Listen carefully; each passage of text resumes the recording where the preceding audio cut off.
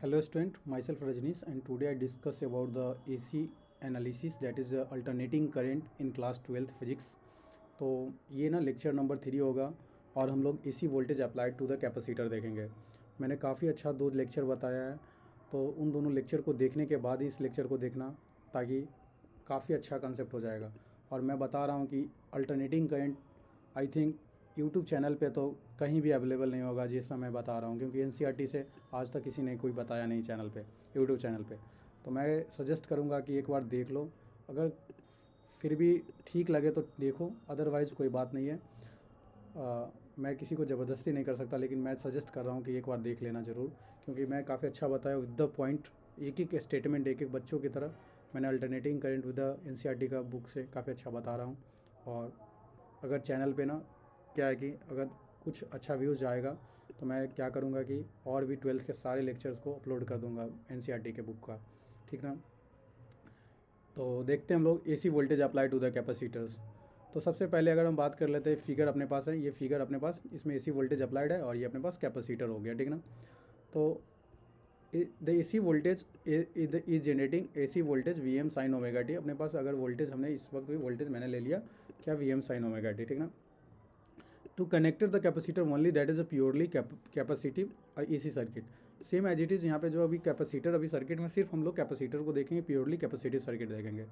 तो capacitor is connected to the voltage source in a DC circuit. The current will be flow to for the short time required to charge the capacitor.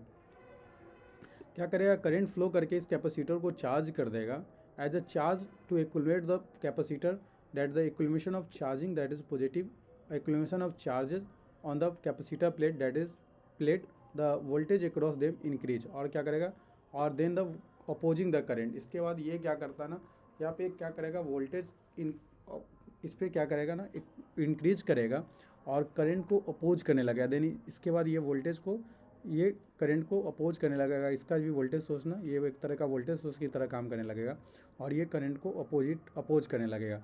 The capacitor is fully charge, the current of the circuit will fall zero. अब इसके बाद अगर capacitor fully charge हो जाता है तो क्या होगा, कैपेसिटर का अगर कैपेसिटर फुल चार्ज हो गया तो करंट क्या हो जाएगा, जीरो हो जाएगा। मतलब सोर्स का पूरा जो पावर है सो क्या किया, बैटरी में चला गया एज ए इंडक्टर, क्या कैपेसिटर एज ए चार्ज हो गया, जैसे हम लोग इंडक्टर के केस में देख रहे थे, ठीक ना।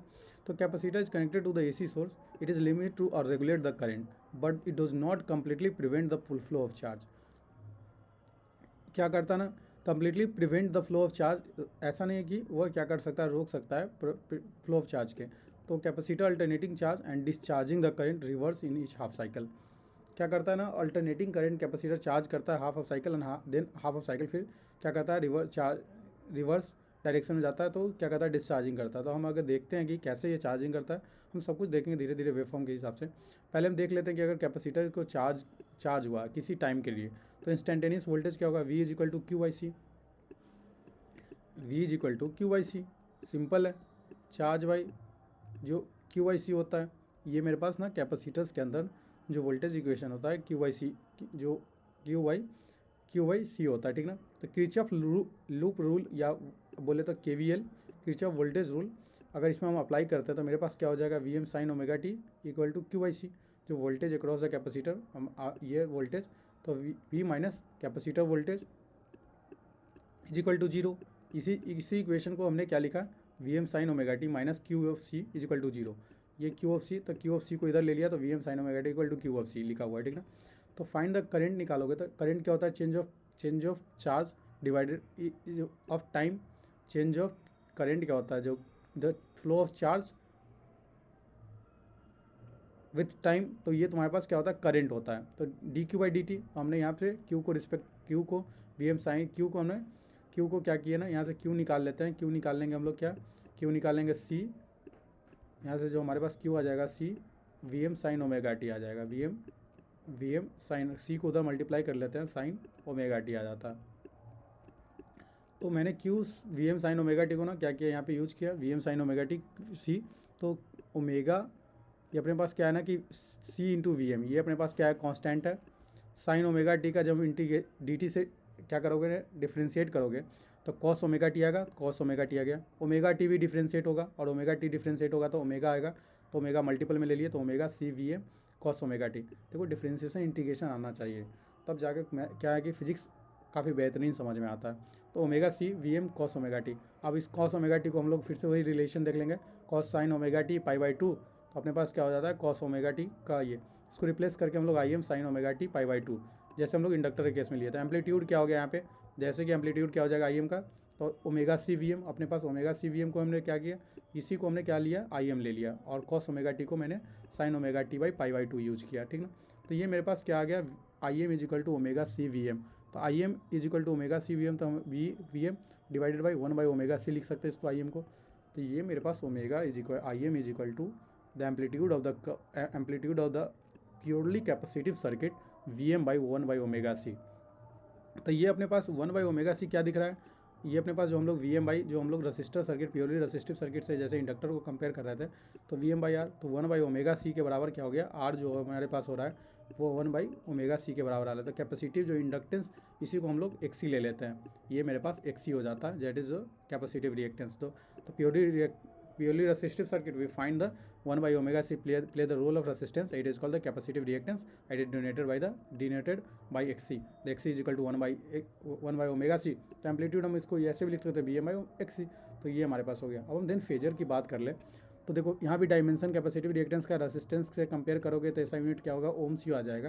Capacitive reactance limit amplitude of the current same as is purely capacitive, जो कि सेम हम लोग जो इंडक्टर में सर्किट में same way the resistance is limit the current is purely resistive circuit but in the inversely proportional the frequency of the capacitance. वहाँ पे क्या था, डायरेक्टली प्रोपोर्शनल था, यहाँ पे क्या है अपने पास फ्रीक्वेंसी एक्सी जो है, एक्सी का फॉर्मूला अगर देखोगे तो 1 by 2 pi F C, omega को हम लोग क्या लिखते हैं 2 पाई एफ, तो 2 पाई एफ सी, तो ये क्या है इन्वर्सली प्रोपोर्शनल है, ये एक्सी के साथ ये इन्वर्सली प्रोपोर्शनल है फ्रीक्वेंसी और कैपेसिटेंस, वही लिखा है it is inversely proportional to the capacitance और द इन्वर्स फ्रीक्वेंसी। तो अब अगर फेजर देख लेते हैं, comparison this equation is 7.6 with the equation source voltage, so the current is pi by 2 ahead the voltage. तो अपने पास क्या दिख रहा है कि वोल्टेज ना, जो करंट ना पाई बाई 2 क्या कर रहा है, वोल्टेज अगर ये है तो करंट ये होगा, करंट ये हो गया, तो करंट क्या कर रहा है, वोल्टेज से पाई बाई 2 एंगल लीड कर रहा है, तो वोल्टेज से करंट क्या कर रहा है, लीड कर रहा है। तो यहाँ पे क्या होता है ना, लीडिंग होता है, कैपेसिटर के केस में लीडिंग होता है वोल्टेज, वही हम इंडक्टर के केस देख रहे थे, तो हम लोग क्या देख रहे थे, लैगिंग देख रहे थे कि वोल्टेज लैग कर रहा है पाई बाई 2 एंगल, और यहाँ पे क्या कर रहा है, लीड कर रहा है पाई बाई 2 एंगल, ठीक ना। तो पाई बाई 2 एंगल लीड कर रहा है। तो अगर फेजर देखोगे इसके किसी स्टैंड टाइम के लिए T1 के लिए, तो देखो फेजर, तो अब T1 टाइम के लिए अगर किसी फेजर को देखोगे, हम लोग सब में T1 टाइम के लिए स्टैंड टाइम T1 ले लिए किसी T1 टाइम के लिए, तो देखो ये अपने पास क्या है कि एक वोल्टेज का फेजर हो गया, ये मेरे पास क्या है वोल्टेज का फेजर है, ये वोल्टेज, तो voltage V M sine omega T. तो इसके जब हम अगर इसका क्या होगा अपने फेजर ये हो गया, ये अपने पास अगर इसका वेव फॉर्म देखेंगे तो ये मेरे पास फेजर का वेव फॉर्म ये हो गया। हम लोग प्रोजेक्शन करके ये फाइंड आउट लिखते हैं, ये प्रोजेक्शन करके हम लोग निकाल रहे हैं। ये काफ़ी अच्छा मैंने स्टार्टिंग से बता रहा है, इंडक्टर के केस में, रसिस्टर केस में मैंने बताया, अब मैंने कैपेसिटर केस में बता रहा हूँ। तो देखो अब ये मेरे पास 90 डिग्री एंगल, अब क्या है कि 90 डिग्री एंगल से क्या कर रहा है, लीड कर रहा है, तो 90 डिग्री एंगल इसमें ऐड किए। देन ये अपने पास साइन ऑफ ओमेगा टी क्या है ना, कि ये अपने पास क्या करेगा, अपने पास ये जो वैल्यू है ना, कि अगर हम देखते हैं ना कि मेरे पास क्या है, ये 90 डिग्री से ये क्या कर रहा है, लीड कर रहा है, ये अपने पास वेव फॉर्म बना, और ये sine of omega T, omega किसी टी टाइम के लिए, तो ये टी टाइम के लिए देखो ये अपने पास ये ना इसका मैग्नीट्यूड क्या करा, थोड़ा सा रिड्यूस करा, ये मैग्नीट्यूड रिड्यूस करा, ये मैग्नीट्यूड अगर किसी टाइम के लिए हम निकाले तो ये मैग्नीट्यूड यहाँ पे था, तो इसका जो मैग्नीट्यूड आया वो क्या आया, I am sine omega T pi by 2। तो ये अपने पास करंट का वेव फॉर्म है जो कि क्या कर रहा है, 90 डिग्री से लीड कर रहा है। पहले आया देखो ये 90 डिग्री से लीड कर रहा था, वहाँ पे क्या था, नीचे से था 90 डिग्री लैग कर रहा था। जब हम लोग इंडक्टर के केस में देख रहे थे तो हमारे पास क्या था, ये लैगिंग था, ये देखो 90 डिग्री लैग कर रहा था। और यहाँ पे जब हम रसिस्टर केस में देख रहे थे, जब हम लोग स्टार्टिंग में ही फेजर देख रहे थे, वो फेजर क्या कर रहा था, सेम में था। ये देखो स्टार्टिंग वाला जो फेजर हम लोग देखे ये रहा ना, जब हम फेजर की बात करना, ये देखो तो ये रसिस्टर के लिए था जिसमें हम लोग क्या देख रहे थे, सेम फेज में ही था। ये देखो इंडक्टर लैग कर रहा था, ये इंडक्टर का क्या कर रहा था, लैग कर रहा था, और ये लीड कर रहा था, ठीक ना। इंजीनियरिंग के स्टूडेंट को भी ये सब समझ में नहीं आता, ठीक ना। तो ट्राई, क्योंकि सही से कोई बताता नहीं है, मैं काफ़ी अच्छा बताया हूँ, इससे अच्छा कहीं भी मार्केट में मुझे नहीं लगता कि कोई बताया होगा, इसलिए मैं बता रहा हूँ कि अपना इसको देखो, बुक से अच्छे से पढ़ो, काफ़ी कुछ समझ में आ जाएगा। या the current the I is 5 pi by 2 the voltage V as they rotate counter clockwise direction, that is anti clockwise direction. Counter clockwise direction का मतलब क्या होता है, anti clockwise direction, anti clockwise direction, ठीक ना। तो so the variation of voltage and the current with the time, that is voltage and the variation with the time, the current reach maximum value earlier then the voltage. पहले क्या है ना, current reach करेगा maximum value and 1/4 of the period. देखो ये current क्या reach करेगा, maximum value 1/4 of the period. It is 1/4 of period that reach maximum value then the of the period, that is π/2। It is π/2 half of cycle. ये तुम इसका क्या है, π/2। तो ये तुम्हारे पास यही लिखा है कि द इंस्टेंटेनियस पावर अब क्या होगा, तो Vm वही हमारे पास cos ओमेगा टी, ये हमारे पास जो वैल्यू था करंट, ये वाला वैल्यू हमने यूज किया, ये वाला यूज किया मैंने, Im sin ओमेगा टी π/2 ये यूज कर लेते हैं, और Vm sin ओमेगा टी, ये Vm sin omega T, Im cos omega T, Im cos omega T. देखो ये क्या किया है ना कि ये जो करंट को ना सीधे cos ओमेगा टी के फॉर्म में ले लिया, क्योंकि ये फेजर cos का है। देखो यहाँ पे लिखा होगा कहीं π/2, अगर sin π/2 को cos ओमेगा टी लिख सकते हो, देखो ये रहा cos ओमेगा 2 लिख सकते हो। तो ये इसको हम Im लिए थे, इसको हम लोग क्या लिए थे, इसको हमने क्या लिया Im, तो इसको Im cos ओमेगा टी भी लिख सकते थे यहीं पे। तो I is equal to Im, देखो स्मॉल m से लिखा है तो स्मॉल m से ले लेते हैं Im cos ओमेगा टी, क्योंकि अपने पास क्या है ना कि अगर इस वेव फॉर्म को हम लोग देखते हैं तो मेरे पास ये वेव फॉर्म से भी मेरे पास क्या था, cos omega T Vm sin omega T. ये cos का वेव फॉर्म था, ये जो लीडिंग एंगल है ना ये cos का है, ठीक ना। तो ये अपने पास cos ओमेगा टी और sin ओमेगा टी, जब इसको निकालोगे तो तुम्हारे पास cos और sin का जब इसका मल्टीप्लिकेशन करोगे ना, तो फिर से तुम्हारे पास जब इसका निकालोगे तो sin ओमेगा टी 1/2 करके sin ओमेगा टी इसका डेरिवेशन निकालोगे तो तुम्हारे पास आएगा। तो ये फॉर्मूला देख लेना एक बार, ठीक ना, कि cos A into sine B sine A, cos A into sine A का फॉर्मूला क्या होता है, 1/2 समथिंग होगा, 1/2 साइन ओमेगा टी। तो ये साइन ओमेगा टी आ जाता है वो Im/2, ये तुम्हारे पास 1/2 करके कोई फॉर्मूला होगा, ठीक ना, ये देख लेना एक बार। तो ये तुम्हारे पास जो फॉर्मूला आएगा ट्रिगोमेट्री का, उससे Im इंटू Vm/2 आता है, ठीक ना। The case of inductor in the average power, तो अपने पास एवरेज पावर क्या होगा, फिर से 2 साइकिल हो गया, और 2 साइकिल हो गया तो एवरेज पावर क्या हो जाएगा, 0 हो जाएगा। तो sine 2 omega T 0 is equal to complete cycle. तो ये एक्सप्लेन इन डिटेल्स प्रीवियस में हमने फिगर में भी, हमने फिगर 7.10 में भी देख सकते हो। ये 7.10 देखो, इसके बारे में 7.10 में ना काफ़ी अच्छा बता रखा है, इसमें हम लोग डिटेल में देखेंगे। तो क्या होला कि इंडक्टर केस में करंट लैग कर रहा था वोल्टेज से 90 degree, and case of capacitor current lead the voltage by π/2। तो ये अपने पास ना कैपेसिटर्स का भी हम लोग देख लिए, ठीक ना। तो अपन ये ना एक क्या है कि एक क्वेश्चन है इसमें देख लेते हैं कि अ lamp is connected in the series of the capacitor. अगर लैम्प को हम कनेक्ट कर देते हैं कैपेसिटर के साथ सीरीज में, तो ये अपने पास सर्किट था, और यहाँ पे कहीं हम लैम्प को कनेक्ट कर देते हैं, यहाँ पर अपने पास लैम्प कनेक्टिंग कर दिए, ठीक ना। ये लैम्प को कनेक्टिंग कर दिए, तो क्या बोला है, तो प्रिडिक्ट द ऑब्जर्वेशन AC और DC के कनेक्शन में, तो what's happen in the capacitance of the capacitor is, if the capacitance of the capacitor is reduce. देखो द DC सोर्स के साथ जब कैपेसिटर को कनेक्ट करोगे ना, तो क्या करता है हम लोग DC सोर्स के साथ, तो ये चार्ज करेगा, लेकिन आफ्टर चार्ज के होने के बाद क्या करता है, वो ख़त्म हो जाएगा। DC ख़त्म, देन ख़त्म, no current is flowing in the circuit after charging होने के बाद वो क्या करेगा, फ्लो नहीं करेगा, तो बल्ब ग्लो नहीं करेगा, बल्ब कभी भी ग्लो नहीं कर सकता।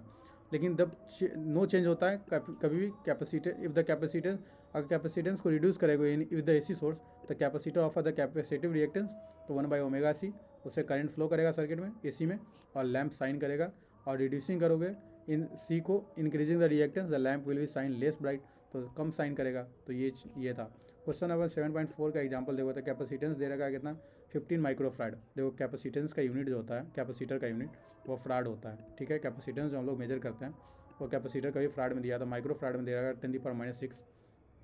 तो ये हो गया 10⁻�6।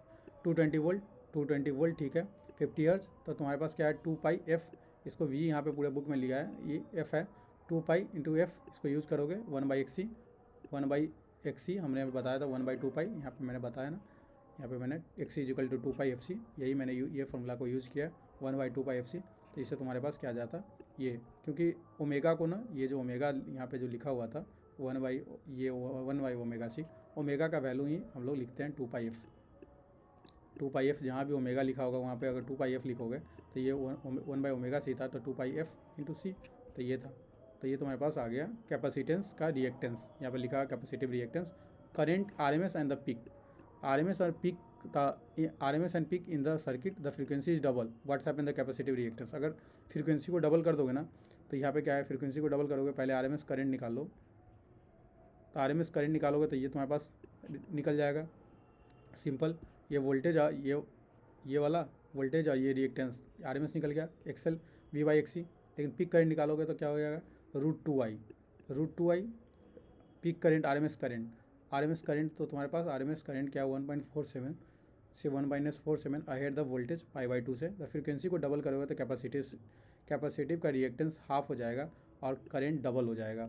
जब भी तुम इसको डबल करके देखोगे ना, देखो इसको अगर डबल करोगे, क्या इसको डबल करोगे, इस फ्रीक्वेंसी को डबल कर लो, इसको और डबल करोगे तो क्या हो जाएगा, 2 से और मल्टीपल हो जाएगा, तो ये हाफ हो जाएगा, सिंपल हाफ हो जाएगा, क्योंकि इन्वर्सली प्रोपोर्शनल होता है, reactance is inversely proportional to the, तो इसको डबल करोगे तो हाफ हो जाएगा रिएक्टेंस और कैपेसिटिव तुम्हारा ये डबल हो जाएगा, ठीक ना। तो ये जो करंट तुम्हारा हो जाएगा वो डबल हो जाएगा। एक और क्वेश्चन है कि एक बल्ब है और इंडक्टर से कनेक्टिंग है, ठीक ना। इसको तुम लोग खुद से देखना और इसका आंसर बताना हमको, ठीक ना। मैं इस क्वेश्चन को एक्सप्लेन नहीं करूँगा, सारे क्वेश्चन अगर मैं ही एक्सप्लेन कर दूँगा तो तुम लोग क्या पढ़ोगे, तो इसको तुम लोग एक्सप्लेन करोगे, ठीक ना, इस लेक्चर के। तो आज के इस लेक्चर में हम लोग यही रखते हैं। हम लोग एक कंसेप्ट बच गया, ये वाला बच गया ना पूरा, इसको देख लेते हैं एक बार। तो ये मेरे पास क्या है ना कि अगर हम देखते हैं कि कैपेसिटर कैसे चार्ज होता है, डिस्चार्ज होता है, तो इसको देख लेते हैं, ठीक ना। तो देखो, तो अगर 0 से 1 तो अपने पास क्या है कि करंट फ्लो करंट फ्लो करेगा तो कैपेसिटर के एक पॉजिटिव, ये पॉजिटिव से कनेक्टिंग है AC के और ये नेगेटिव से। तो सपोज करो कि इसमें क्या है कि पॉजिटिव प्लेट यहाँ पे the current I flow so in this figure the maximum value at 0 reach the 0। क्या है कि अपने पास अगर करंट को देखोगे तो मेरे पास क्या है, ये मेरे पास ना 1 मिनट, ये जो है मेरे पास करंट हो गया, क्योंकि करंट क्या कर रहा है, लीड कर रहा है, तो ये करंट का वेवफॉर्म हो जाएगा। वोल्टेज हो गया ये VC, ये वोल्टेज का वेवफॉर्म हो जाएगा, ठीक है। और वोल्टेज का ये तुम्हारे पास करंट का वेवफॉर्म, ये वोल्टेज का, ये तुम्हारे पास चार्ज हो गया Q, ठीक है। तो चार्ज करंट, ठीक है। अब देखो, तो current I flow through the maximum at the 0, क्या है मैक्सिमम, यहाँ पे करंट क्या है, maximum at the 0 rich value eight the 1। तो यहाँ से अगर जाओगे तो यहाँ तक जाते जाते क्या है 0 पे जाओगे, मैक्सिमम था और यहाँ से क्या आया 0 पे आया, तो 0 value. The plate A charge is positive polarity when negative Q buildup reaching the maximum. जब क्या है ना कि अगर ये जो है अपने पास क्या होगा, एक पॉजिटिव चार्ज डेवलप कर देगा, ठीक ना, नेगेटिव प्लेट पे पॉजिटिव चार्ज, और नेगेटिव चार्ज जो है सो Q the plate A charge positive polarity while negative charge Q charge जो है ना, जो चार्ज जो है अपने पास, ये चार्ज जो है सो बिल्ड कर देगा, क्या करेगा, नेगेटिव पोलरिटी को। और चार्ज क्या करेगा, इस चार्ज से चार्ज क्या बिल्ड करेगा, negative charge Q buildup B reaching the maximum at the 1 until the current become 0। क्या होता है ना कि यहाँ पे क्या होता है, पॉजिटिव चार्ज बिल्ड कर देता है, जब ये तुम्हारे पास ना करंट तुम्हारा पॉजिटिव चार्ज बिल्ड कर देगा, ठीक ना।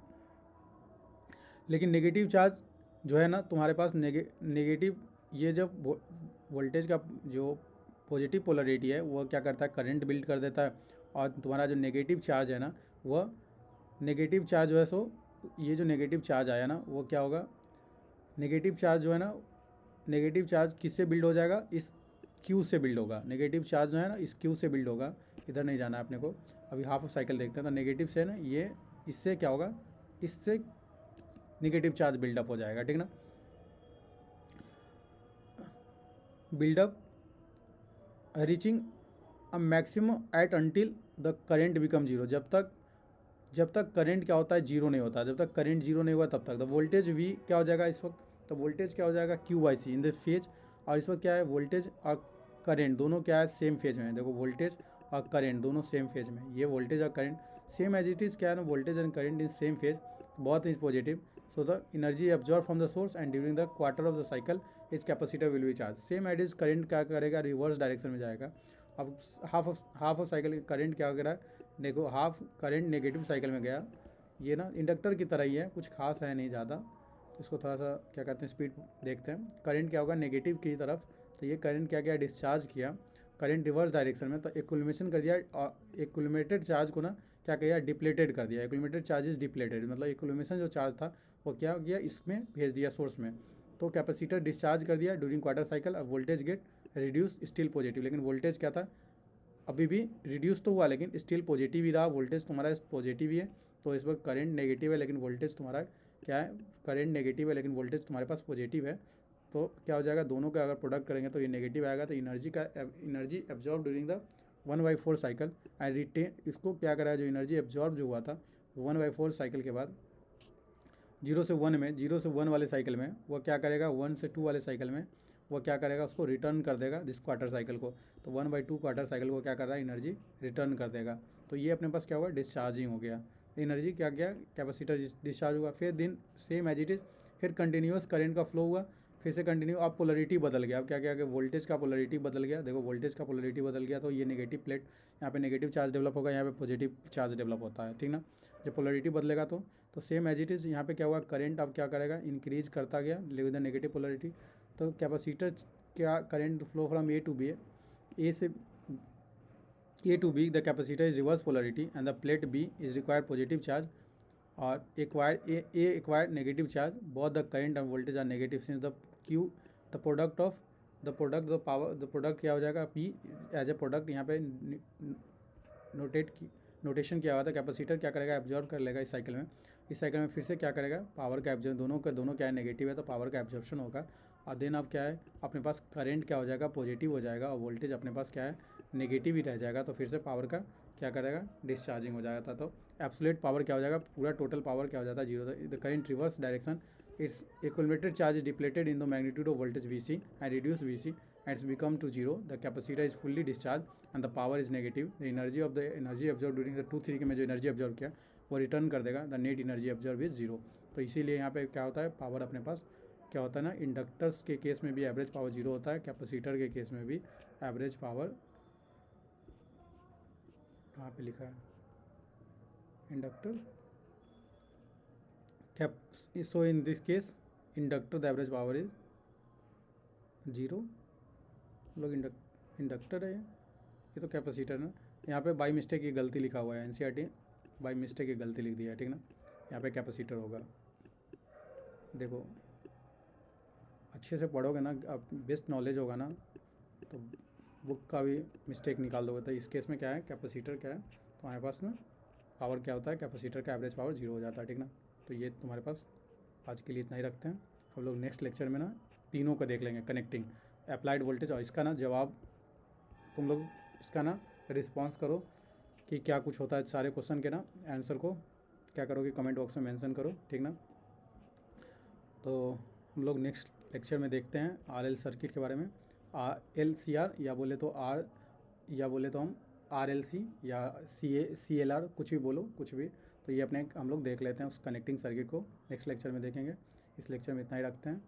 मैं काफ़ी अच्छे से बता रहा हूँ एसी एनालिसिस, फर्स्ट लेक्चर से बोल रहा हूँ, और मेरे लेक्चर से अगर तुम देख जाओगे ना NCERT के थ्रू, तो मैं बता रहा हूँ कि इससे अच्छा कहीं भी अवेलेबल नहीं हो सकता है। मैं गारंटीड इस चीज़ का कर रहा हूँ, इसलिए प्लीज़ करके थोड़ा सा एब्जॉर्ब करके, कुछ वॉइस का अगर इशू होता है, थोड़ा बहुत अगर कोई चीज़ का इशू होता है, उस इशू को समराइज़ करते हुए देख लो, लेकिन ज़रूर देख लो। लाइफ में कुछ करना है तो देख लो, अदरवाइज़ फिर कोई बात नहीं है, स्किप कर सकते हो। लेकिन मैं इतना रिक्वेस्ट कर रहा हूँ तो कहीं ना कहीं कुछ ना कुछ मैं अच्छा बता रहा हूँ, और थ्रूली NCERT आज तक किसी ने कोई नहीं बताया है, तो मैं सजेस्ट करूँगा कि देख लो, ठीक है। और वीडियोज़ को लाइक करो अगर पसंद आता है तो चैनल, ताकि मैं नेक्स्ट लेक्चर के लिए भी रेडी टू रहूँ, प्रिपेयर करूँ, ताकि मुझे भी मोटिवेशन मिले। और चैनल को सब्सक्राइब ज़रूर कर लेना, ठीक ना। और कोई डाउट होता है तो कमेंट बॉक्स में ज़रूर मेंशन करो, उसका रिस्पॉन्स ज़रूर करेंगे, ठीक ना। तो थैंक यू आज के लिए, कीप वॉचिंग।